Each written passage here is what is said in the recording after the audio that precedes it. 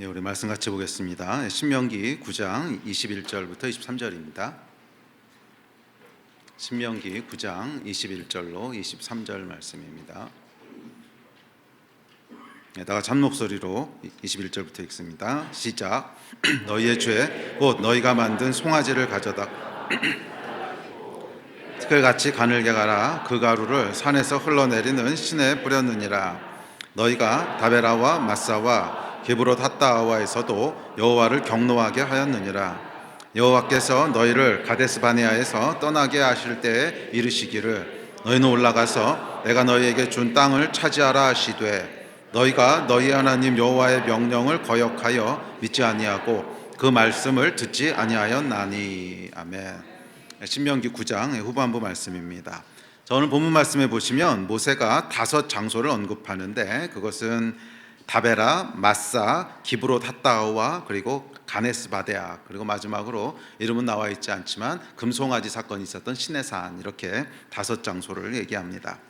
그리고 이 5 장소에 공통점이 있는데요. 이 공통점은 뭐냐면 여호와를 경록해 했던 장소라는 거예요. 여호와께서 진노하셨던 그런 장소라는 것입니다. 자, 그리고 이 5 장소에서 여호와를 그러니까 이 백성이 여호와를 경록해 했던 그런 마음의 태도들을 발견하게 됩니다. 잘못된 어떤 마음의 태도들이 있었죠. 물론 이 5가지 장소에서 5가지 표면적인 사건들이 일어납니다. 물이 없다고 원망하기도 하고 또 금송아지 만들기도 하고 사건들이 일어나는데, 이런 사건들은 사실은 잘못된 마음의 태도가 그냥 표현된 것뿐이고 여호와를 진노케 했던 것은 이들의 마음의 태도였죠. 그런 면에서 이 5 장소는 이들이 여호와를 경록해 했던 장소일 뿐만 아니라 오늘날 우리가 여호와를 경록해 하는 마음의 장소기도 합니다. 이들과 동일한 마음의 태도를 갖게 될 때 여호와께서 역시 오늘날도 우리에게 진노하신다는 거예요. 그래서 저와 여러분의 마음이 이 5 장소에 머물게 되면, 그 마음의 태도에 머물게 되면 오늘날도 여호와께서는 기뻐하시지 않습니다. 자, 그래서 오늘 이 말씀들을 통해서 우리의 마음이 어디에 있을 때 여호와를 경록해 하는지를 살펴보려고 합니다. 그래서 이 장소들이 과거 이스라엘이 하나님을 경록해 했던 곳이 아니라 오늘날 우리의 마음이 여호와를 경록해 하는 곳이기도 하기 때문에 그렇습니다. 과연 우리 마음이 어디에 있을 때 여호와를 경록해 하는지, 또 반대로 어디 있을 때 여호와를 기쁘시게 하는지 함께 살펴보면서 저와 여러분의 마음은 항상 여호와를 기쁘시게 하는 그런 마음이 되기를 주의 이름으로 축복합니다. 자, 첫 번째로 살펴볼 장소는 시내산입니다. 자, 이곳에서 이 백성들이 금송아지를 만들어서 여호와를 경록해 했던 장소지요. 자, 그런데 이 사건은 출애굽기 32장에 기록되어 있는 사건인데, 이 사건이 놀랍고 특별한 이유는 하나님의 역사가, 그 약속이 주어지는 놀라운 시간, 그리고 거룩한 시내산에서 벌어진 사건이라는 거예요.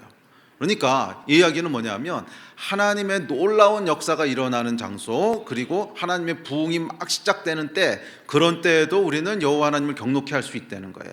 그러니까 하나님이 막 역사하시는 그 놀라운 하나님의 역사의 현장에서도 여호와를 경록해 할 수 있다는 것이 어떻게 보면 참 놀랍기도 하고 특별하기도 한 그런 사건입니다.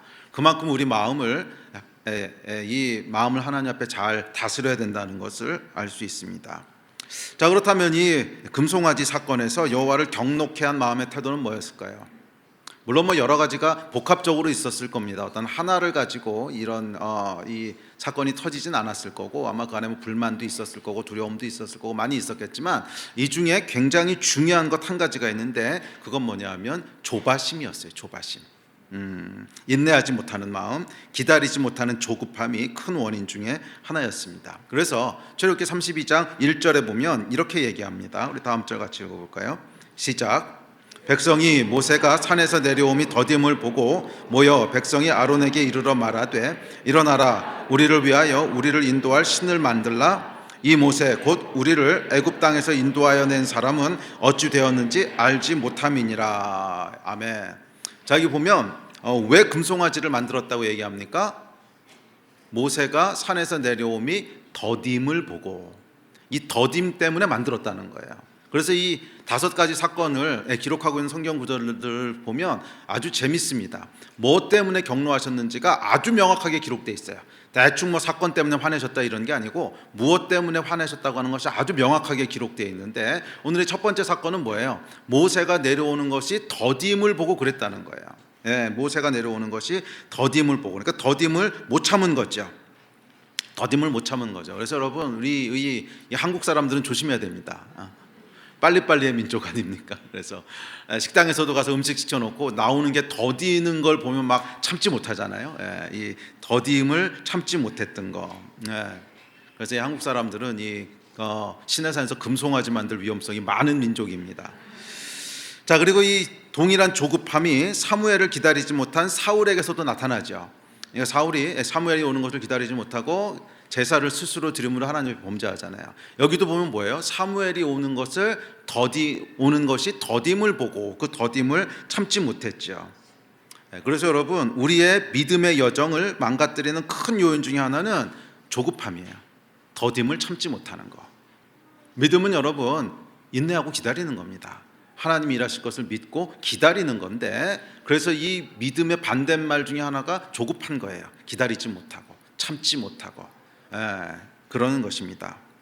자, 이 조급함이 영적으로 굉장히 중요하고 치명적인 이유는, 조급함의 본질 중에 하나가 내 시간표에 하나님을 맞추려는 것이기 때문에 그렇습니다. 내 시간표에 하나님을 맞추려는 거예요. 하나님의 시간표에 나를 맞추는 것이 아니라 내 시간표에 하나님을 맞추려고 합니다. 내 계획에 하나님이 맞추셔야 되고, 내 타이밍에 하나님이 움직이셔야 됩니다. 내 필요에 하나님이 반응하셔야 되고, 내 원함을 하나님이 이루어 주셔야 됩니다. 다 나예요. 그래서 하나님을 위해서 내가 존재하는 것이 아니라 나를 위해서 하나님이 존재하십니다. 하나님을 위해서 내가 존재해야 되는데 그게 아니라 나를 위해서 하나님이 존재하십니다. 그러면 도대체 누가 누구의 신일까요? 하나님이 나의 신이십니까? 아니면 내가 하나님의 신입니까? 도대체 누가 누구의 주인이란 말입니까? 내가 하나님의 주인입니까? 아니면 하나님이 나의 주인이십니까? 이 신이라고 하는 것은 여러분, 주인과 종의 관계입니다. 하나님이 나의 하나님이십니다 는 말은 하나님이 나를 창조하신 주인이십니다, 그런 뜻이죠. 그러면 여러분, 주인의 시간표에 종이 맞춰야 됩니까? 종의 시간표에 주인이 맞춰야 됩니까? 당연히 주인의 시간표에 종이 맞추는 거죠. 주인이 그냥 오늘은 이렇게 몇 시에 할 거야, 그러면 종은 거기에 맞추는 게 종이죠. 그런데 하나님이 나의 시간표에 맞추셔야 된다는 건 도대체 무슨 의미죠? 내가 주인이고 하나님이 종이란 뜻이잖아요. 내가 주인이고 하나님이 종이시라는 거잖아요. 만약에 하나님이 나를 창조하신 신이라면 내가 하나님께 맞춰야 되는 것이죠. 하나님이 나를 창조하신 분이시라면 하나님을 위해서 내가 존재하는 거죠. 나를 위해 하나님이 존재하시는 것이 아니고. 그래서 출애굽기 32장 1절에 보면 아주 흥미로운 표현이 나옵니다. 우리를 위하여 우리를 인도할 신을 만들라. 우리를 위하여 우리를 인도할 신을 만들라. 그러니까 우리를 창조한 신이 아니고 우리가 만든 신이라는 거예요. 왜 우리가 만든 신입니까? 우리의 타이밍에 맞춰서 움직여질 신, 우리의 계획에 맞춰서 움직여질 신, 우리의 원함을 이루어줄 신, 나를 위해 존재하는 신을 만들라는 거예요. 나를 위해 존재하는 신을 만들라는, 그러니까 그 신은 내가 창조한 신이지요. 그러니까 내 시간표에 맞추는 거예요. 그런데 여러분, 내가 하나님을 창조한 것이 아니라 하나님이 나를 창조하셨다면 누구 시간표에 맞춰야 되는 거예요? 하나님의 시간표에 맞춰야 되는 거죠. 기억하십시오, 여러분. 하나님을 위해서 내가 존재하는 거지 나를 위해서 하나님이 존재하시는 것이 아닙니다. 그래서 이 조급함이라고 하는 것 이면에는 우리가 생각하는 것보다 깊은 영적인 뿌리가 있습니다. 깊은 영적인 뿌리가 있어요. 누가 누구를 위해서 존재하느냐, 내가 하나님을 위해서 존재하느냐, 하나님이 나를 위해서 존재하느냐, 깊은 영적인 뿌리가 있습니다. 그래서 이 하나님이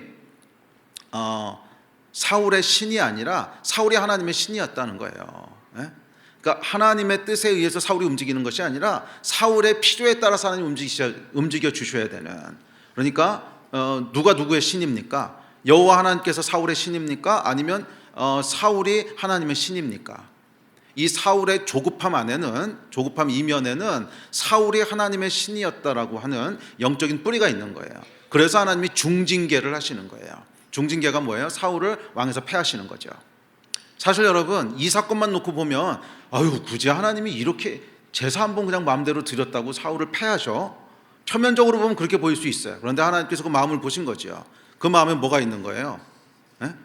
하나님이 사울의 하나님이 아니라 사울이 하나님의 하나님인 거예요. 이걸 하나님이 보신 거죠. 그래서 패하신 거예요. 중징계하신 겁니다. 예, 조급함은 여러분 내가 원하는 때에 내가 원하는 방식으로 나의 원하는 것을 하나님이 채워주셔야 된다는 자기중심성에서 기인합니다. 그리고 이게 바로 우상이죠. 우상은 뭐예요? 내가 원하는 때에 내가 원하는 방식으로 내가 원하는 것을 이루어질 존재, 그게 우상이죠. 그래서 여러분 이 금송아지 사건은 아주 상징적인 사건입니다. 하나님이신 분을 우상으로 취급했다는 거예요. 하나님을 우상으로 취급했다는 거예요. 그러니까 뭐예요? 하나님을 위해서 이스라엘이 존재해야 되고 하나님의 시간표에 이스라엘을 맞춰야 되는데 이게 하나님이신데 반대로 했다는 거예요. 이스라엘의 시간표에 하나님이 맞추셔야 되고 이스라엘의 원하는 것을 하나님이 하셔야 되는, 그래서 하나님을 우상으로 만든 것, 그것을 상징적으로 보여주는 존재물이, 상징물이 뭐예요? 금송아지인 거죠. 정확히 우상. 그래서 이 금송아지는 그냥 뭐 있는 형상으로 만들었네 그런 차원의 것이 아니라 하나님을 우상으로 만들어버린, 하나님을 우상 취급한 것을 상징적으로 보여주는 그 존재물이 금송아지였습니다. 기억하십시오 여러분, 우리가 하나님을 위해서 존재하는 게 아닙니다. 하나님이 우리를 위해서 존재하는 거지. 근데 여러분 이 신앙생활을 하면서 많은 사람들을 만나보면 이거 안 돼 있는 사람이 생각보다 부지기수로 많습니다. 부지기수로. 교회는 나옵니다. 신앙생활도 해요. 열심히 하나님 믿는 것 같은데 다 왜 믿어요? 나를 위해서 믿어요. 다 나를 위해서 믿어요. 나의 뭐를 해주시고 나의 불안한 것을 어떻게 해주시고 우리 가정을 돌봐주시고 뭐 해주시고 물론 하나님이 해주세요. 우리 아버지시니까. 하지만 그래서 믿는 건 아니에요. 그래서 믿는 건 아니에요. 그건 그냥 하나님 은혜를 해주시는 거고, 예, 하나님을 위해서 내가 존재하는 거예요. 나를 위해서 하나님이 존재하시는 게 아니에요. 근데 이 기초가 안 돼 있는 사람들이 너무나 많아요. 그리고 여기서부터 모든 영적인 문제가 다 시작됩니다. 여기서부터 모든 영적인 문제가 다 시작돼요. 예, 기초를 여러분 다시 한번 잡으셔야 됩니다. 나를 위해 하나님 존재하시는 거 아니에요. 나를 위해 하나님 존재하시는 거 아니에요. 하나님을 위해서 내가 존재하는 거예요. 아멘이십니까? 하나님을 위해서 내가 존재하는 거예요. 하나님의 계획에 내가 맞추는 거예요. 하나님의 원함에 내가 맞추는 거예요. 하나님의 시간표에 나를 맞추는 거예요. 아멘. 그러니까 이 조급함의 이면에는 이 깊은 영적인 뿌리가 자리 잡고 있어요. 나를 위해 하나님이 존재하신다는, 내 계획대로 움직이셔야 된다고 하는. 네. 조급하지 마십시오. 하나님은 실수가 없으십니다. 하나님은 실수가 없으세요. 그분의 시간표에 나를 맞추는 것이지 내 시간표에 하나님 맞추는 것 아닙니다. 모세가 더디 내려오더라도 금송아지 만들면 안 됩니다. 모세가 산에서 내려오는 것은 하나님의 약속을 가지고 내려오는 거죠. 그래서 모세가 산에서 내려온다는 것은 굉장히 포괄적인 의미를 상징적으로 내포합니다. 하나님의 약속이 임하는 것, 내 기도가 응답되는 것, 또 하나님의 역사가 일어나는 것, 하여간 하나님이 뭔가 일하시는 것을 내포하지요. 그런데 모세가 산에서 내려오는 것은 하나님의 주권이지 내가 컨트롤할 수 있는 게 아니에요. 모세가 언제 산에서 내려올 건지 하나님이 정하시는 거예요. 내가 컨트롤할 게 아니라는 거예요. 네, 이게 여러분 조급함입니다. 모세가 산에서 더디 내려오더라도 금송아지 만들지 마십시오. 모세가 언제 내려올지는 하나님의 주권입니다. 하나님의 약속이 언제 임할지, 하나님이 언제 내 삶 가운데 내 삶 가운데 일하실지, 언제 기도가 응답될지 하나님의 주권이에요. 네, 내 마음대로 컨트롤할 수 있는 게 아닙니다. 자, 그래서 오늘 본문 21절에 보시면 이 금송아지 우상을 이렇게 처리하라고 얘기합니다. 다음 절입니다. 시작. 너희의 죄 곧 너희가 만든 송아지를 가져다가 불살라 찢고 티끌같이 가늘게 갈아 그 가루를 산에서 흘러내리는 시내에 뿌렸느니라. 예. 어떻게 하래요? 금송아지를 아주 그냥 가루를 만들어 버리라는 거예요. 다 부숴버리라는 거예요. 가늘게 갈아서 산에서 흘러내리는 시내에 뿌리래요. 자, 여러분, 유대인들에게 산은 항상 여호와가 계신 곳을 상징합니다. 이건 유대인들이 그냥 그렇게 생각했던 거예요. 물론 여호와가 산에만 계신 건 물론 아니죠. 그런데 유대인들이 그렇게 생각했다는 거예요. 그래서 이 성경에서 나오는 산이라고 하는 표현은 거의 대부분 여호와가 계신 곳을 상징합니다. 그래서 그 요나서에 보면 여호와를 피해서 바다로 도망가잖아요. 산에 신이시니까 바다로는 못 올 거야. 뭐 이런 게 이제 깔려 있는 거거든요. 그러니까 유대인들의 생각입니다. 더군다나 이 산은 무슨 산이에요? 신의 산, 거룩한 하나님의 임재가 있는 곳. 이제 그곳을 이야기합니다. 자, 그곳에서 흐르는 시내의 뿌리인데요. 무슨 말일까요? 여호와께서 하시는 대로 내맡겨 두라는 거죠. 그런 뜻 아닙니까? 여호와의 산으로부터 흘러오는 시냇물이 있어요. 그런데 거기다 금송아지 가루를 뿌려버려요. 여러분, 시냇물에 가루를 뿌리면 그 다음에는 내가 마음대로 못합니다. 뿌리기 전까지는 내 마음대로 할 수 있어요. 이거 들고 일로 갈 수도 있고 저기다 둘 수도 있고 내 마음대로 할 수 있는데 시냇물에다 확 뿌려버리면 어떻게 돼요? 그러면 그냥 물이 흐르는 대로 흘러내려가는 거지. 아이고 가루 굴러 가면 안 돼. 일로 와 일로 와. 불가능하다는 거예요. 우리 금송아지는 그렇게 해야 된다는 거예요. 우리 금송아지 계속 가지고 있으면 안 되고 일단 내 안에 있는 금송아지를 부숴야 돼요. 내 마음에 내가 주인 되고 싶은 마음을 내려놔야 돼요. 그리고 어떻게 하는 거예요? 여호와께서 행하신 일에 내 맡기라는 거예요. 여호와께서 행하신 일에 내 맡기라는 거예요. 내 마음대로 컨트롤하려고 하지 말고 그렇게 하라는 거예요. 여러분 혹시 여러분 안에 내 마음대로 컨트롤하고 싶은 조급함이 있습니까? 그거 금송아지입니다. 그 금송아지예요. 우상입니다. 그 금송아지 불사르고 가늘게 빻아서 말살하십시오. 그리고 시내산에서 흐르는 시냇가에 뿌리십시오. 하나님께서 흘러가게 하시는 대로 두십시오. 이게 올바른 태도입니다. 하나님 앞에서 잠잠하십시오. 지금입니다. 이렇게 하셔야 됩니다. 네가 뭐건데 하나님께 충고하려고 하냐? 너희가 하나님의 모사냐? 너희가 하나님의 책사냐? 그게 여러분 성경에서 계속 이스라엘 질타했던 거잖아요. 도대체 네가 뭐길래 하나님을 충고하려고 드냐? 지금입니다. 하나님이 너보다 지혜가 없어서 지금인 거 모를까? 이렇게 하셔야 됩니다. 하나님이 그렇게 밀어나셔서 그 방법 모르시겠어요? 그럴 리가 없거든요. 하나님 다 아세요. 다 아시고 하나님의 가장 미련한 것이 인간의 가장 지혜로운 것보다 크다 그러셨어요. 인간의 모든 지혜를 다 합쳐도 하나님의 가장 미련한 것만 못하다는 거예요. 지금인지 여러분이 알려주지 않아도 돼요. 이렇게 하셔야 된다고 알려주지 않아도 돼요. 하나님 다 아세요. 잠잠하십시오. 잠잠하십시오. 우리 입에 좀 자물쇠를 채우셔야 돼요. 하나님 앞에서 뭐 그렇게 말이 많아요. 이거 하셔야 됩니다. 지금입니다. 이렇게 하셔야 됩니다. 그렇게 여러분 똑똑하십니까? 이거 하지 말라는 거예요. 여호와 하나님 앞에서 올바른 태도는 잠잠하십시오. 잠잠하십시오. 하나님께서 잠잠히 그분이 일하실 때까지 기다리십시오. 그러다 만약 안 되면 할 수 없죠. 안 되는 게 하나님의 뜻인 거지. 아멘. 하나님을 위해서 내가 존재하는 거지 나를 위해서 하나님 존재하시는 거 아니거든요. 하나님이 그렇게 안 하시겠다. 그럼 그게 하나님의 뜻인데 아멘 할렐루야. 그러고 잠잠해야 되는 거죠. 뭐 어떻게 그러실 수가 있습니까? 이거 이렇게 하셔야 됩니다. 다 월권입니다. 월권. 그게 여호와 하나님을 경록해 했다는 거예요. 아멘. 여호와 하나님을 기쁘시게 하는 여러분 되시기를 바랍니다. 자, 두 번째 장소입니다. 두 번째 장소는 다베라입니다. 다베라. 자, 이 사건은 민수기 11장 1절에서 3절에 기록되어 있습니다. 자, 시작. 여호와께서 들으시기에 백성이 악한 말로 원망하매 여호와께서 들으시고 진노하사 여호와의 불을 그들 중에 붙여서 진영 끝을 사르게 하시매 백성이 모세에게 부르짖음으로 모세가 여호와께 기도하니 불이 꺼졌더라. 그곳 이름을 다베라라 불렀으니 이는 여호와의 불이 그들 중에 붙은 까닭이었더라. 아멘. 다베라는 바란 광야에 위치한 장소로 이 사건은 출애굽기 2년 2월에 일어났습니다. 그러니까 출애굽하고 나서 2년 2개월, 26개월째 일어났다는 거예요. 자, 여기서 하나님을 경록해 했던 이유가 나오는데 앞서도 말씀드렸지만 이 다섯 가지 장소에서 일어났던 사건들을 성경을 찾아보잖아요. 그러면 왜 하나님이 경로하셨는지가 애매하지 않아요. 명확하게 기록되어 있어요. 명확하게. 자, 여기 보면 1절에서 뭐라고 얘기합니까? 백성이 악한 말로 원망하며 여호와께서 들으시고 진노하사. 그렇죠? 그러니까 무엇 때문에 여호와께서 진노하셨다는 거예요? 악한 말로 원망했기 때문에 그랬다는 거예요. 악한 말로 원망했기 때문에. 그래요, 여러분. 다베라는 악한 말로 원망하는 장소입니다.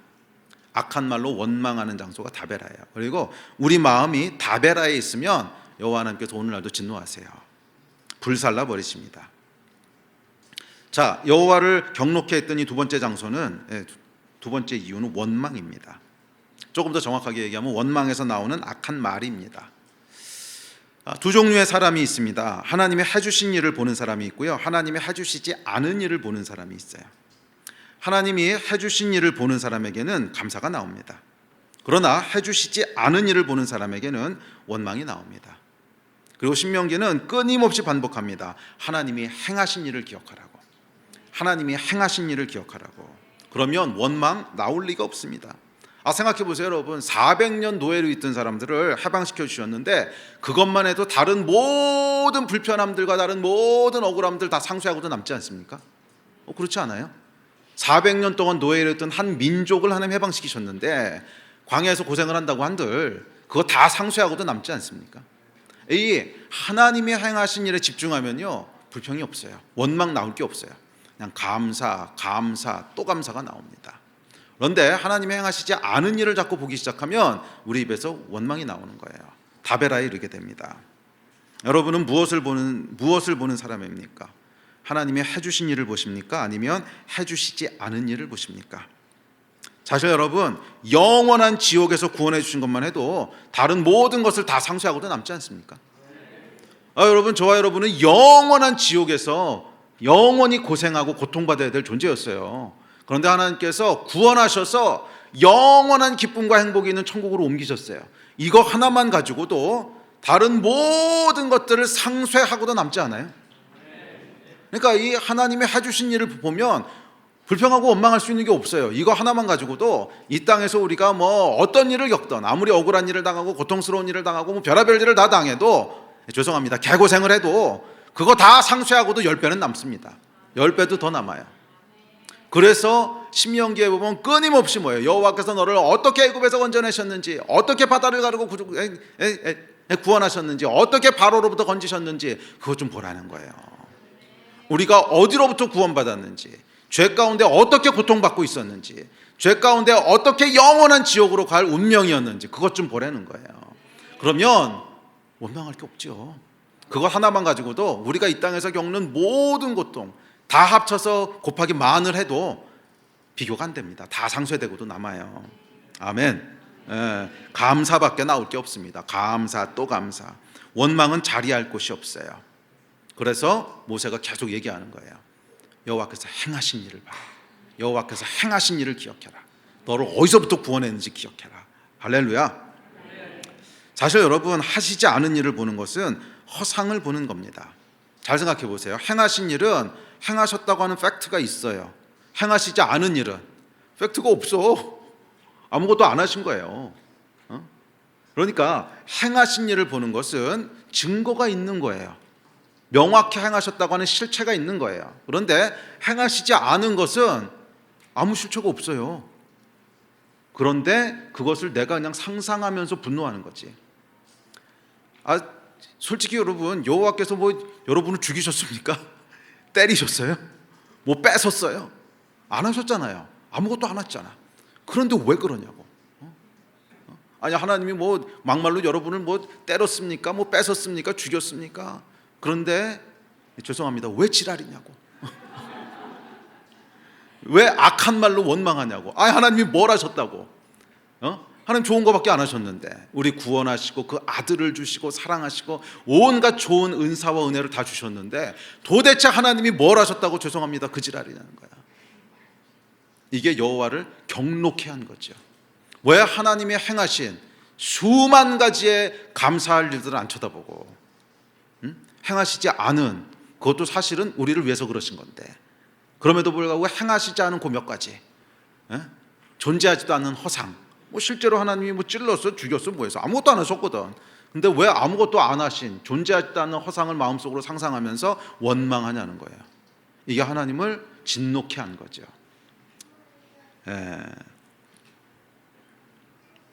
그러므로 여러분, 허상이 우리 마음을 침입해 올 때 바로 끊으십시오. 그거 계속 허락하면 안 됩니다. 하나님의 행하신 일을 기억함으로 행하시지 않은 것에 대한 막 상상 이런 게 여러분을 막 마귀가 하는 거예요. 그거 일어나지도 않는 일을 가지고 왜 원망을 해요? 존재하지도 않는 거 가지고. 하나님의 행하신 일, 명확한 증거를 가지고 생각하세요. 하나님 여러분을 어떻게 인도하셨고 어떻게 은혜를 주셨고, 그럴 때 우리 마음이 다베라를 떠날 수 있습니다. 아멘. 자, 원망에 이어지는 것은 악한 말이에요. 원망은 여러분 말로 완성됩니다.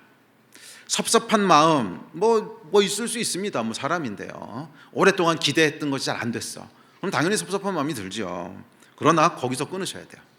그게 말까지 가지 못하게 하십시오. 왜냐하면 하나님께서는 우리가 뱉은 말을 들으신다 그래요. 다음 구절 한번 읽어보시겠어요? 자, 시작. 백성이 악한 말로 원망하며 여호와께서 들으시고 진노하사. 여기서 뭐를 들으셨다 그래요? 이거 잘 보셔야 돼요. 뭐를 들으셨대요? 말을 들으셨대요. 말을. 우리 마음을 들으신 게 아니고 말을 들으셨대요. 우리가 여러분 좀 오해하고 속는 것이 있습니다. 여호와께서 마음의 중심을 보셔. 그러니까 에이 마음이 중요하지 말이야 뭐 이렇게 생각하는데 아니 그렇지 않습니다, 여러분. 마음에 없는 말을 하는 것을 하나님께서 싫어하신다는 뜻이지 말이 중요하지 않다는 뜻이 아니에요. 말은 중요합니다. 우리 생각보다 훨씬 중요합니다. 제가 여러 번 얘기하지만 말은요 영이에요. 영적인 것을 결정하는 게 말이에요. 말하기 전까지는 그냥 내 마음속에 있는 갈등입니다. 섭섭하기도 하고 그래도 감사하기도 하고 막 이게 혼재되어 있는 거예요. 그런데 말로 뱉는 순간 마음이 확정되는 겁니다. 여러분 그거 아셔야 돼요. 말로 뱉는 순간 사실이 확정되는 거예요. 원망하는 말을 하면 내 마음이 원망으로 확정돼 버리는 것이고 감사 그러면 내 마음이 감사로 확정되는 거예요. 잘 생각해 보세요, 여러분. 우리 마음 가운데 섭섭한 마음이 있어도 항상 혼재되어 있습니다. 막 섭섭한 마음이 있다가 그래도 감사하기도 하고 그래도 또 섭섭했다가 그 다음날 일어나면 그래도 하나님이 좋은 거 주시겠지 감사하기도 하고 막 그런 거 아니에요. 그런데 말로 뱉어보세요. 어떻게 하나님이 그러실 수 있어? 그러면 빼박입니다. 그때 확정되는 거예요. 말은 여러분 영적인 의미를 확정시키는 게 말이에요. 그래서 여러분 말을 함부로 하시는 거 아닙니다. 마음은 좀 복잡하게 볶이고 돌아갈 수도 있어요. 오늘 힘들었다가 내일은 감사했다가 오늘은 좀 볶였다가 내일은 아니지 뭐 이랬다가 할 수 있단 말이에요. 그러나 말을 뱉는 건 전혀 다른 차원의 얘기예요.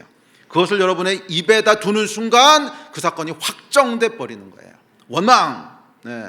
그래서 하나님께서 뭘 들으셨다고 표현해요? 말을 들으셨대요. 마음의 소리를 들으신 게 아니야. 말을 들으셨대요. 오늘날도 여러분 동일하다고 믿습니다. 여러분이 말하는 걸 여호와께서 들으시고 그걸로 인정하시는 거예요. 마음에서 막 돌아가는 거는 제가 마음이 복잡하구나, 마음이 볶이는구나 그렇게 보셔도 말을 하면 제가 원망하는구나 들으시는 거라는 거예요. 입에 여러분 자물쇠를 다셔야 됩니다. 원망하는 말 하는 거 아닙니다. 웬만큼 힘든 일이 생겨도 그냥 감사하시는 거예요. 감사합니다 주님. 그러면 또 마음이 감사로 따라와요. 마음은 여러분 말을 따라오게 돼 있습니다. 여러분 말하는 거에 마음이 따라와요. 말을 여러분 말을 들으시고 진노하신다고 하는 것을 꼭 기억하시고 말로 범죄하지 마십시오. 다베라는 악한 말의 장소입니다. 다베라를 떠나십시오. 아멘. 자, 세 번째 장소입니다. 세 번째 장소는 마사 또는 무리바라고 불리는 곳입니다. 자, 출애굽기 17장입니다. 우리 같이 읽죠. 시작. 백성이 마실 물이 없는지라 백성이 모세와 다투어 이르되 우리에게 물을 주어 마시게 하라. 모세가 그들에게 이르되 너희가 어찌하여 나와 다투느냐 너희가 어찌하여 여호와를 시험하느냐. 거기서 백성이 목이 말라 물을 찾음에 그들이 모세에게 대하여 원망하여 이르되 당신이 어찌하여 우리를 애굽에서 인도해 내어서 우리 자녀가 우리 가축이 목말라 죽게 하느냐. 모세가 여호와께 부르짖어 이르되 내가 이 백성에게 어떻게 하리이까. 그들이 조금 있으면 내게 돌을 던지겠나이다. 그가 그곳 이름을 마사 또는 무리바라 불렀으니 이는 이스라엘 자손이 다투었으며 또는 그들이 여호와를 시험하여 이르기를 여호와께서 우리 중에 계신가 안 계신가 하였음이더라. 아멘. 자, 때는 출애굽 1년 2개월째입니다. 14개월째예요. 자, 이곳에서 백성들이 물이 없다고 하나님과 다투고 시험했대요. 자, 여기서 여러분 마사라고 하는 히브리어는 시험하다라는 뜻이고요. 무리바라고 하는 뜻은 다투다 이런 다툼이라는 뜻입니다. 그래서 마사 또는 무리바가 진노의 장소였던 이유는 여호와를 시험하고 여호와와 다퉜기 때문이라는 거예요. 자, 먼저 마사부터 살펴봅시다. 시험하다. 자, 이 마사라고 하는 장소에서 여호와를 시험했대요. 여호와를 시험한다고 하는 게 도대체 무슨 뜻일까요? 좀 이게 추상적이고 애매하죠. 그런데 이게 무슨 뜻인지를 출애굽기 17장 7절에서 명확히 서술합니다. 자, 다음 절 읽어볼게요. 시작. 여호와를 시험하여 이르기를 여호와께서 우리 중에 계신가 안 계신가 하였습니다. 이게 시험하는 거라고 정확히 묘사합니다. 여호와를 시험하여 이르기를, 그러니까 시험한 내용이 뭔지가 나오는 거죠. 여호와께서 우리 중에 계신가 안 계신가 하였더라. 이게 시험했다는 거예요. 무슨 말이냐면 하나님 계신 거 맞아. 또는 하나님 선하신 거 맞아. 이거 어떻게 나에게 이러실 수가 있어? 요게 시험하는 거라는 거예요. 요게 시험하는 거. 우리는 이것을 이제 좀 주어를 바꿔서 시험 든다라고 얘기하죠. 우리가 시험 든다. 근데 시험 든다라고 하는 것이 그것에 똑같은 내용이 여호와를 시험했다는 거예요. 내가 여호와께 시험 들었다 또는 여호와를 시험했다. 같은 표현인 거죠. 자, 그래서 아니, 하나님 계신 거 맞아? 하나님 선하신 거 맞아? 어떻게 나한테 이러실 수 있어? 이 의심과 불신, 이게 하나님을 시험하는 겁니다. 의심하고 불신은요 같은 말인데 조금 뉘앙스가 다릅니다. 의심은 뭐냐 하면 존재하시는지 안 하시는지에 대한 존재에 대한 의심이고요. 불신은 뭐냐 하면 존재하시는 건 알겠어. 근데 좋으신 분 맞아? 신뢰를 못 하겠다는 거. 그래서 약간 의심하고 불신하는 거, 그게 맞사입니다. 그리고 이 맞사가 여호와를 진노케 합니다. 우리도 말이에요, 여러분, 힘든 상황, 이해할 수 없는 상황을 맞게 되면 우리도 얼마든지 맞사에 머물 수 있습니다. 우리도 여러분 그런 마음 들지 않으세요? 하나님 계신 거 맞아? 그런 거 들 때 있잖아요. 진짜 힘들고 어려운 일을 당하면 하나님 계신 거 맞아? 또는 하나님 선하신 분 맞아? 맞사죠, 맞사. 하나님을 시험하는 거예요. 자, 그런데 출애굽기 17장 4절에 보면 모세가 이렇게 얘기합니다. 그들이 조금 있으면 내게 돌을 던지겠나이다. 무슨 말이냐면 이들의 감정이 분노로 이렇게 고조되어 있는 것을 알 수 있어요. 자, 그래서 그곳을 무리바라고 부르는 거죠. 다툼. 자, 그래서 여러분 여기 보면 이제 의심하는 걸 하나님 진노했다고 하는데, 이 의심은 말이에요, 여러분, 단순히 진리에 대한 진지한 고민을 얘기하는 게 아닙니다. 하나님 앞에 분노에서 나오는 의심이지. 진지한 의심이 있습니다. 정말 하나님이 계실까?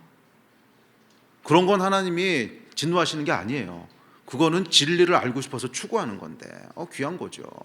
그걸 얘기하는 게 아니라 분노에 차서 나오는, 하나님 계신 거 맞아? 어떻게 하나님이 계시다면 이럴 수 있어? 뭐 이런 거. 이걸 하나님께서 진노하시는 거예요. 이 두 가지의 차이를 아시겠습니까?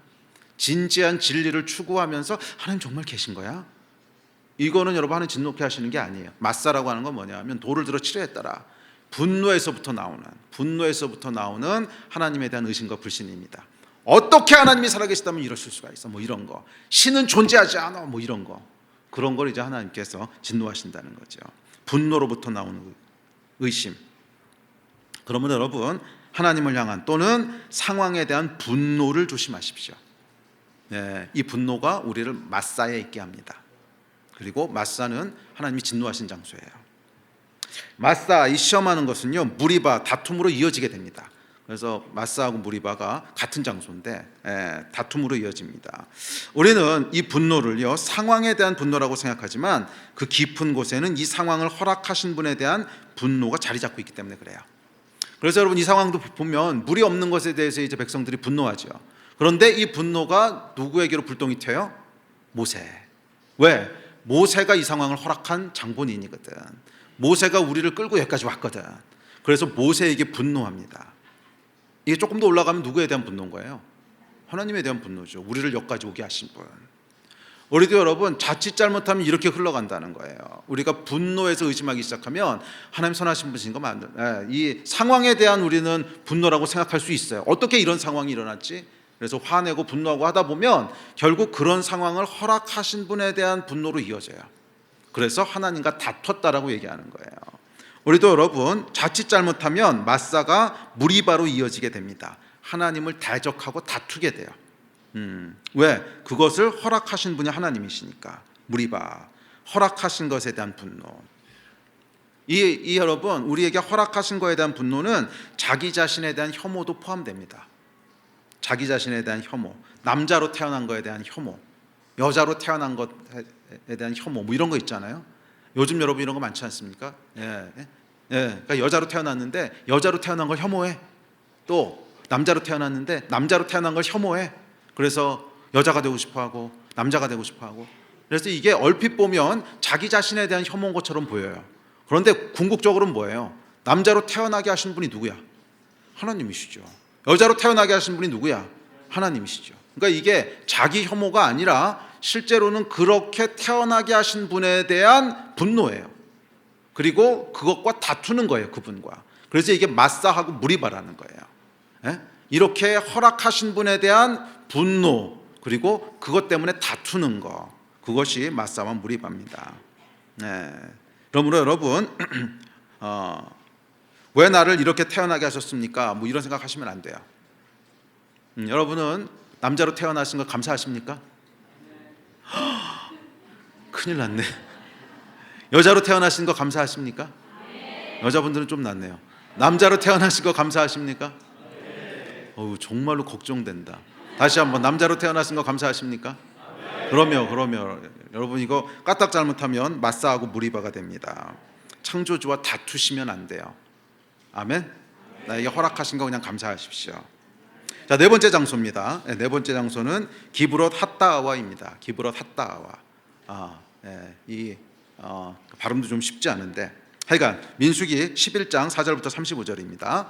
좀 기니까요, 다 읽지 말고 좀 뽑아서 읽겠습니다. 다음 절 시작.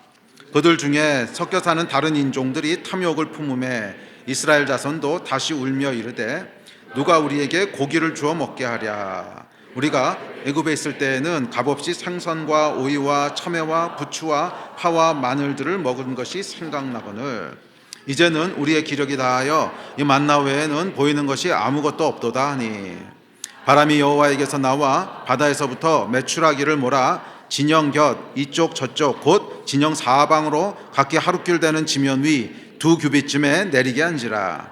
백성이 일어나 그날 종일 종야와 그 이튿날 종일토록 메추라기를 모으니 적게 모은 자도 10호멜이라. 그들이 자기들을 위하여 진영 사면에 펴두었더라.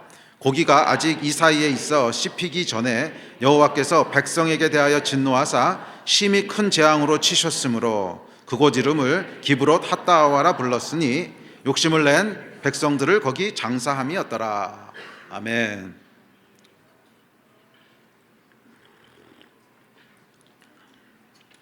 기브롯 핫다아와는 그 뜻이 뭐냐면 탐욕의 무덤이란 뜻입니다. 기브롯 핫다아와, 탐욕의 무덤.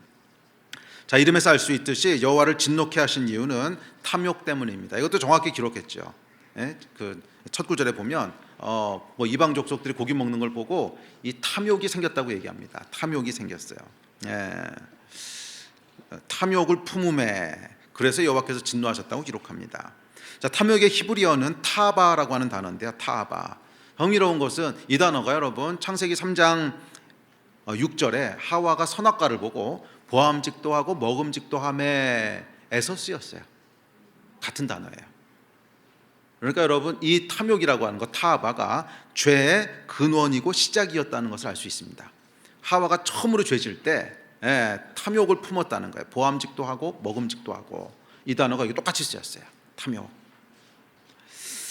여러분 탐욕, 타바의 본질은 뭐냐 하면 하나님이 주신 것에 만족하지 못하는 마음입니다.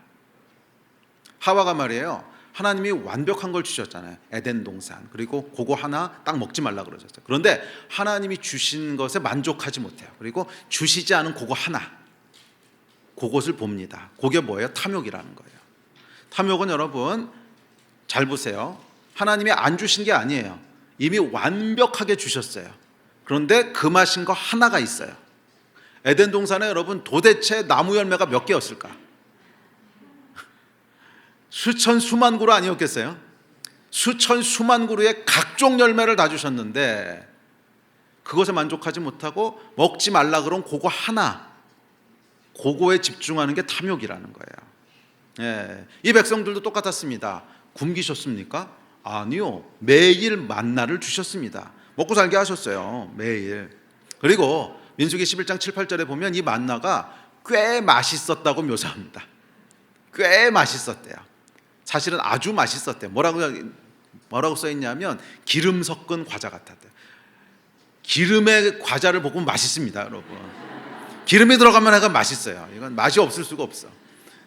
아니 이 백성들 생각해 보세요. 무교병 먹는 사람들 아닙니까? 거기다가 기름 참 넣어가지고 버터 확 집어넣어가지고 만든 게 맛이 없을 리가 없지 않습니까? 당연히 맛있죠. 그러니까 하나님께서 제가 민수기에 보면 만나가 제법 맛있었다고 하는 걸 알 수 있어요. 기름 섞은 과자 같았대요. 자, 하나님이 굶기신 거 아니에요. 맛있는 거 주셨어요. 그런데 주시지 않은 거 그거 자꾸 보는 거야. 주시지 않은 거, 고기. 고기. 그것도 처음엔 잘 몰랐어. 근데 저기 보니까 이방 족속들이 고기 먹는 거 봐. 여러분, 탐욕은 어디서부터 시작되는 줄 아세요? 보는 것에 시작돼요. 탐욕은 듣는 것에 시작해요. 그거 보는 순간 나도 저거 있었으면. 탐욕은 보고 들음에서 납니다. 고기에 대한 탐욕이 시작합니다. 그랬더니 고기 달라고 울기 시작합니다. 더 이상 이들 눈에는 만나가 보이지 않아요. 만족이 안 돼요. 다음 절 시작. 이제는 우리의 기력이 다하여 이 만나 외에는 보이는 것이 아무것도 없도다 하니. 야, 얼마나 악합니까? 그 맛있는 걸 주셨는데, 공짜로 매일매일 주셨는데 이따 이것밖에 먹을 게 없습니다, 이러는 거잖아요. 이 말에 하나님께서 대노하십니다. 10절 시작. 백성의 온 종족들이 각기 자기 장막문에서 우는 것을 모세가 들으니라. 이러므로 여호와의 진노가 심히 크고 모세도 기뻐하지 아니하여. 좀 적당히들 하지. 서럽게 자기 장막문 가서 울었다는 거예요. 내 불쌍한 처지야, 이따 있거나 먹고 앉았고, 이러고 울었다는 거 아닙니까? 좀 적당히들 하지, 적당히들. 하나님이 주신 만나가 전혀 만족스럽지 못한 거예요. 아니, 슬피 울 만큼 별로인 거예요. 이따 있거나 먹고 살아야 되니까. 내 처량한 팔자야, 이따 있거나 먹고 평생 살아야 되냐, 이러고 이것이 탐욕, 타바예요, 타바.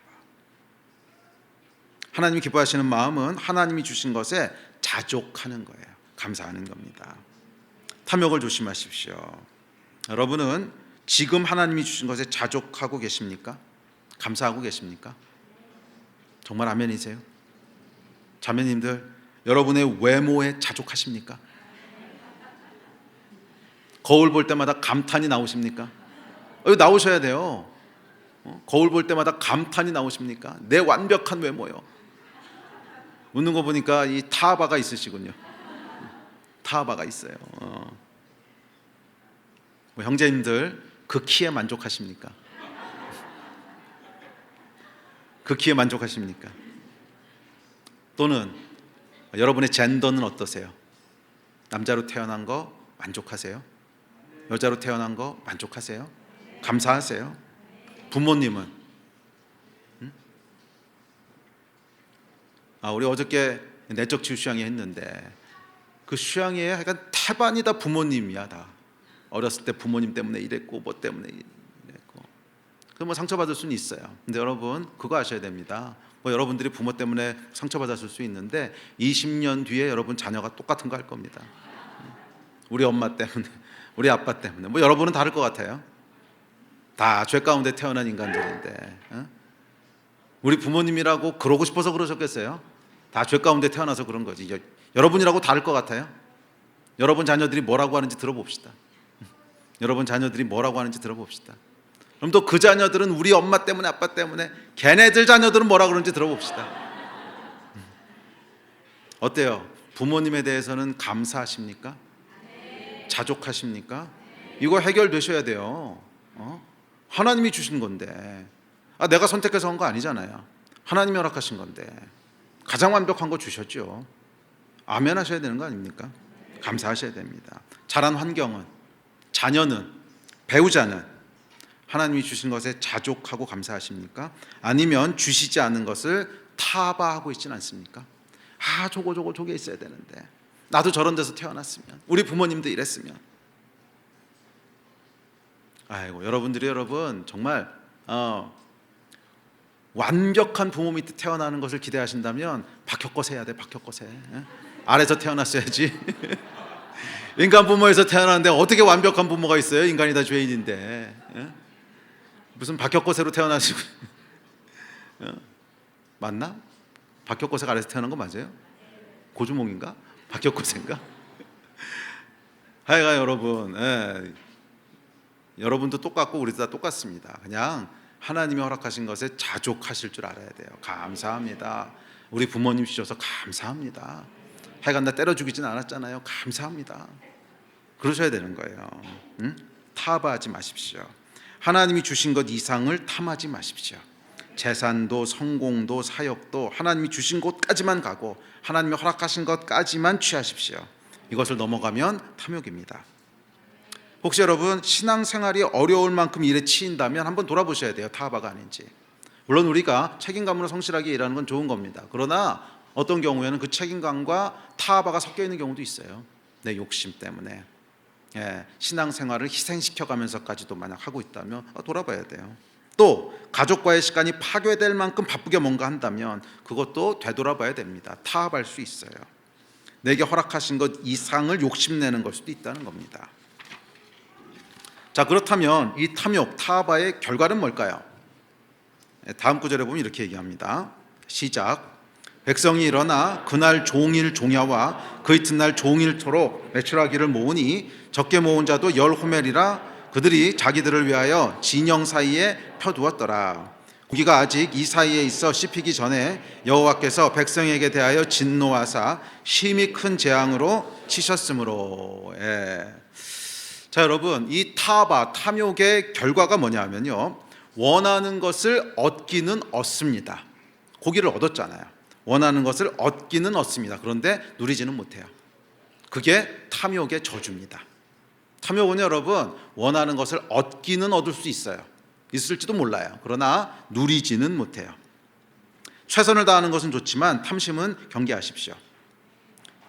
죽도록 일해서 원하는 것을 얻을지는 모르겠지만 누리지는 못하는 사람들 많이 봤습니다. 요걸 여러분 분별은 잘 하셔야 됩니다. 우리가 크리스천으로서 최선을 다해서 성실하게 일하는 것과 탐심, 그거는 여러분 분별하실 줄 아셔야 돼요.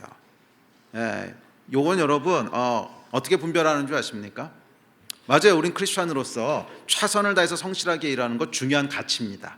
중요한 성경적인 가치예요. 그런데 그것과 욕심에 의해서 일하는 것은 뭘로 분별할 수 있냐면 그것이 막혔을 때, 그때 보면 알아요. 막혔을 때는 성실하게 일했던 사람들은, 그냥 성경적인 가치를 가지고 그렇게 했던 사람들은 그것이 안 되고 막혀도 별로 분노하지 않습니다. 그렇지, 하나님께서 여기까지 하라고 그러시는구나. 그러고 해피하게 딴 일 합니다. 그런데 탐심으로 갔던 사람들은 낙심하고 절망하고 분노합니다. 만약에 여러분들 가운데 이 낙심과 절망과 분노가 있다면 탐심이란 뜻이에요. 그거 조심하시라는 거예요. 그냥 우리가 성실한 크리스천으로 성경적인 가치로 성실하고 충성되게 일하는 것은 할렐루야 좋은 일이고 하나님 기뻐하십니다. 그러나 탐심으로 일하는 것은 하나님 진노하세요. 탐심을 조심하십시오. 자, 그런데 이 탐심의 저주가 뭐라 그랬냐면 얻기는 얻는데 누리지 못한대요. 그래서 32절에 보면 뭐라 그러냐면 재밌는 표현이 나옵니다. 그날 종일 종야와 그 다음날 종일토록. 이게 종일 일했다는 거예요. 그리고 종야는 뭐예요? 야근도 했다는 거예요. 그렇죠. 종일 종야. 그러니까 밤에 철야 근무까지 했다는 거예요. 종야니까. 밤새도록이라는 뜻이죠. 그러면 철야 근무를 했으면 그 다음날 쉬어야 되잖아요. 그런데 그 다음날도 또 했대요. 정말 죽도록 일했습니다. 야근까지 하고 죽도록 일했어요. 왜? 원하는 것을 얻으려고. 자, 그래서 어떻게 됐습니까? 원하는 거 얻었습니다. 고기를 모았는데 얼마나 모았냐면 적게 모은 자도 고기 10호멜을 모았대요. 한 호멜이 여러분 얼마냐면 36리터입니다. 그러니까 10호멜이면 360리터. 1리터짜리 페트병으로 360병을 고기를 모았다는 거예요. 많이 모았죠. 적게 모은 자도 그렇대요. 하여간 얻기는 얻습니다. 그런데 어떻게 돼요? 먹지 못하고 죽었잖아요. 탐욕의 저주. 죽도록 일하는데, 죽도록 일해 성취는 하는데 누리지는 못하는. 그래요, 여러분. 기브롯 핫다와는 탐욕의 무덤입니다. 우리도 여러분 이런 거 주변에서 많이 보지 않습니까? 정말 죽도록 일해서 성공을 했는데 건강이 다 망가져. 제 주변에서 많이 봤거든요. 정말 잠도 안 자고 일하는데 그래서 뭔가 누릴만해지니까 건강이 망가져서 먼저 가. 이런 거죠. 이게 뭐예요? 기브롯 핫다와라는 거예요. 탐심의 무덤. 성공을 했는데 가정은 다 망가져. 다 해놓고 보니까 나이가 너무 많아가지고 못 누려. 이런 것들. 얼마나 어리석습니까? 또는 얻기는 했는데 영은 다 죽어. 이게 정말 축복일까? 자족하는 법을 여러분 배우십시오. 그 이상의 것 내게 주시지 않은 것을 탐하지 마십시오. 하나님 앞에 자족하셔야 돼요. 성경은 이렇게 명령합니다. 다음 절 시작. 그러나 자족하는 마음이 있으면 경건은 큰 이익이 되느니라. 우리가 세상에 아무것도 가지고 온 것이 없음에 또한 아무것도 가지고 가지 못하리니 우리가 먹을 것과 입을 것이 있은즉 족한 줄로 알 것이니라. 아멘. 이런 여러분 되시기를 바랍니다. 자, 마지막 다섯 번째 장소는 우리가 잘 알고 있는 가데스 바네아입니다. 이건 여러 번 언급했으니까 짧게 넘어갑시다. 가데스 바네아는 뭐예요? 불순종의 장소죠. 예? 요단을 건너가서 땅을 차지해라 그런데 안 간 곳이 가데스 바네아지요. 불순종의 장소입니다. 그런데 이 불순종은 어디서부터 왔죠? 두려움에서부터 왔어요. 네. 두려움은 백성들의 귀를 막아서 하나님의 말씀을 거부하게 했습니다. 두려움은 이들로 불평하고 원망하게 했고요. 두려움은 이들이 사명을 잃어버리고 방황하게 했습니다. 두려움이 하나님 앞에 죄를 짓게 한 거죠. 그렇다면 이 두려움은 어디서부터 옵니까? 두려움은 단순합니다. 하나님이 함께 하신다는 걸 잊어버리면 두려움이 오는 거예요. 하나님이 함께 하시면 두려울 게 없죠. 하나님이 함께 하신다고 하는 걸 잃어버린 거예요. 그러면 하나님이 함께 하신다는 것은 왜 잃어버립니까? 하나님의 임재를 놓친 거죠. 그래서 여러분, 하나님의 임재를 놓치면 하나님의 진노에 이르게 된다는 거예요. 그러니까 우리는 이 하나님의 임재를 누리지 못하는 것을 그냥 아쉽다 이 정도로 생각을 해요. 아쉬운 것이 아니라 진노에 이르게 된다는 거예요. 여러분, 영적으로는요 중간이 없습니다. 플러스 아니면 마이너스예요. 자석도 여러분 플러스 아니면 마이너스지 중간극 뭐 이런 거 없잖아요. 그러니까 영적으로 똑같아요. 그러니까 임재를 누리지 못하면 아쉽다 중간에 있는 게 아니라는 거예요. 하나님의 진노로 가는 거지. 왜? 하나님의 임재를 누리지 못하면 두려움이 우리를 사로잡게 되고 두려움이 우리를 사로잡게 되면 불순종과 거역과 원망과 사명을 잃어버리고 방황하는 것으로 쭉 이어지게 된단 말이에요. 그래서 하나님의 임재를 놓치시면 안 돼요. 아멘. 네, 하나님의 임재를 놓치시면 안 돼요. 하나님 우리와 함께 하십니다. 언제나 함께 하십니다. 이것을 늘 붙잡고 사는 여러분 되시기를 주의 이름으로 축원합니다. 예배팀 앞으로 나오십시오.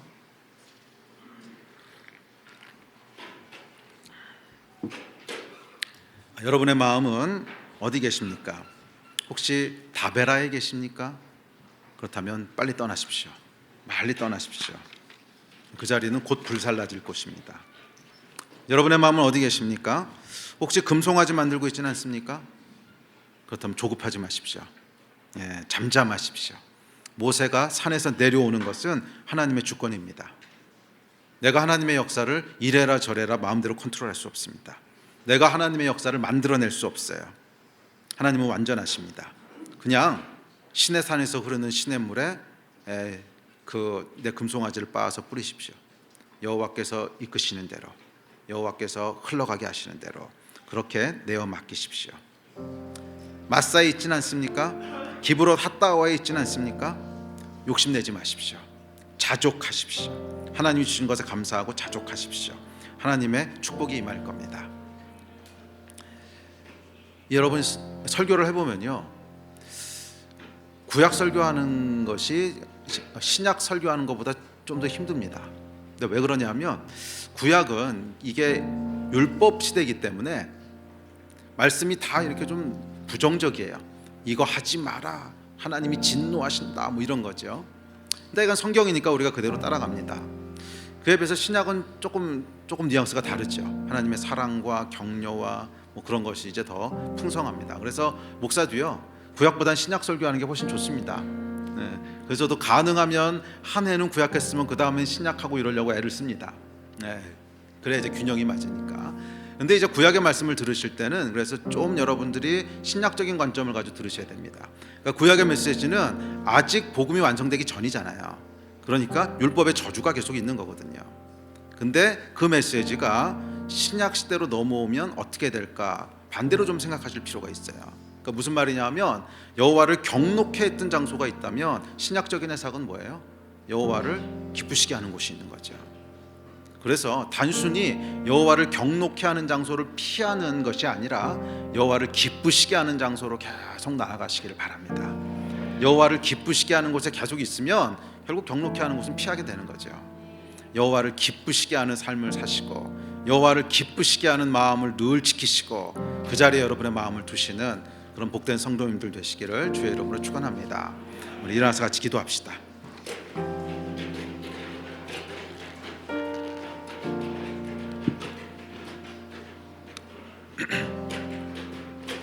우리 오늘 말씀 기억하시면서 좀 기도합시다. 여러분의 마음도 혹시 이 5장소 중에 하나에 걸쳐 있지는 않습니까? 불평한다던가 원망을 한다든가, 그렇진 않지만 조급하다든가,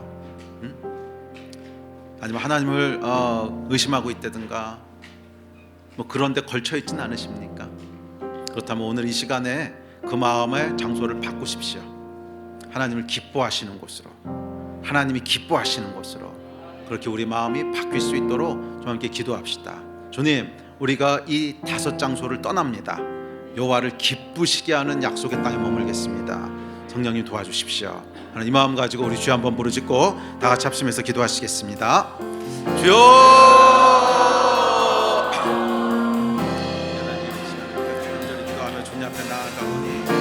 기쁘시게 하는 인생들 나누게 하여 주시옵소서. 여호와를 기쁘시게 하는 자리에, 여호와를 기쁘시게 하는 자리에 마음을 하여 주시옵소서.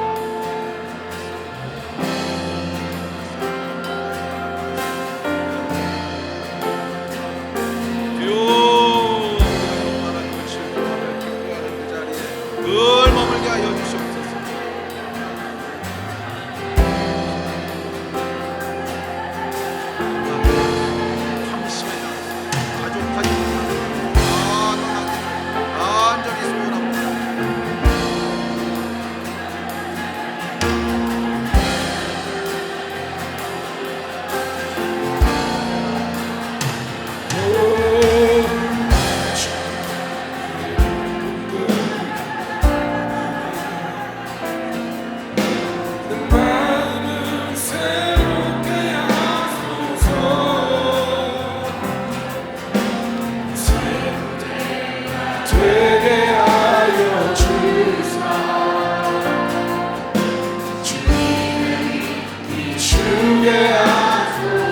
주님의 기쁨 되기 원하네. 나 주님의 기쁨 되기 원하네. 내 마음을 새롭게 하소서. 새 무대가 되게 하여 주사. 주님의 빛이 주게 하소서. 내가 원하는 한가지 주님의 기쁨이 되는 것. 내가 원하는 한가지 주님의 기쁨이 되는 것. 겸손히 내 마음 드립니다. 나의 모든 것 받으소서. 나의 맘 깨끗게 씻어주사. 주의 길로 행하게 하소서. 내가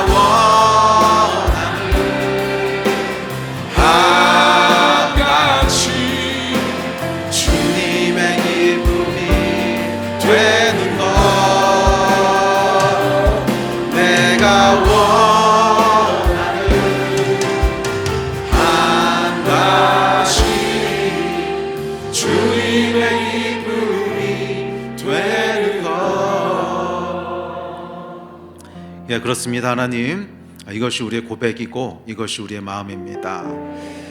주님의 근심이 아니라 주님의 기쁨이 되는 자가 되기를 원합니다.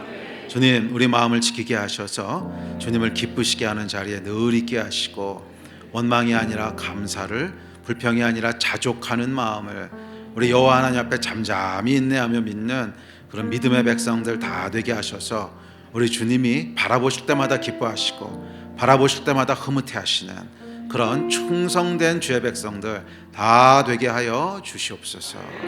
감사합니다. 주 예수 그리스도의 이름으로 기도했습니다. 아멘.